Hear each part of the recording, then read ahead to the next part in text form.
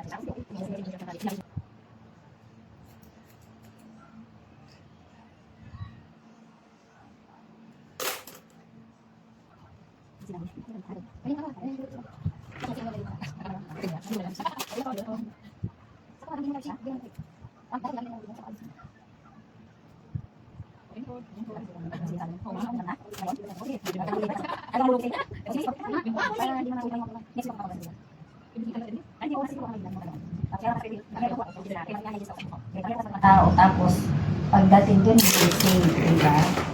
Kahit malito kita ko, basta save yung tao ko. Oo. Sa Pedro Hill Ho office nila.